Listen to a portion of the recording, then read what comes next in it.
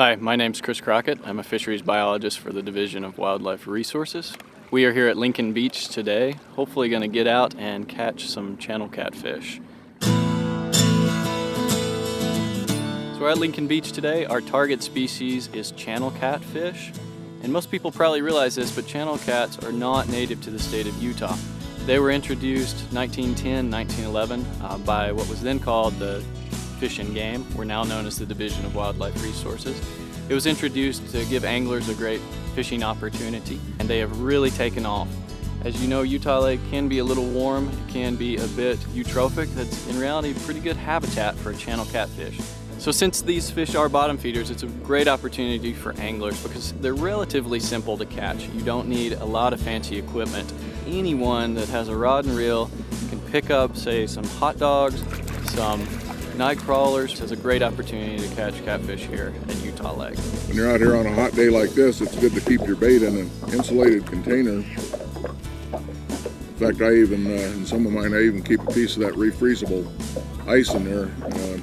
And my bait, I start thawing it the day before, and then I put it back in the refrigerator, and it's still partially frozen when I bring it out in the morning, so it lasts a lot longer. If it's totally thawed before you come out here on a day like today, it'll be still be appealing to the catfish, but it doesn't stay on the hook as long. If it's too mushy, it comes off the hook quite easily.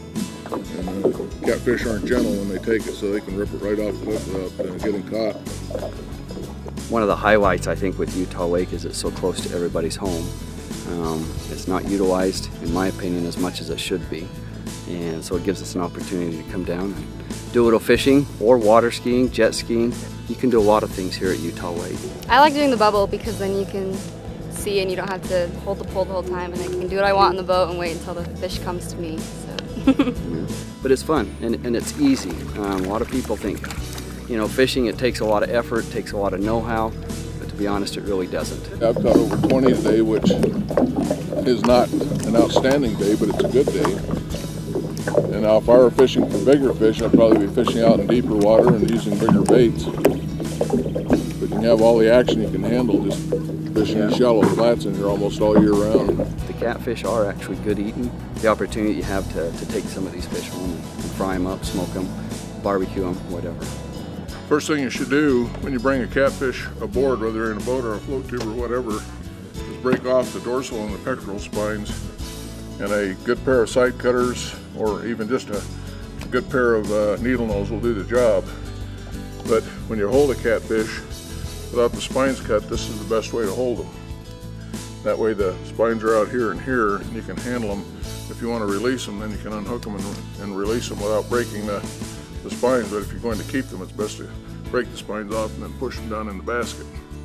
And then once the spines are broken, they also lay a lot flatter on the table if you're going to fillet them. We appreciate everyone coming out with us today.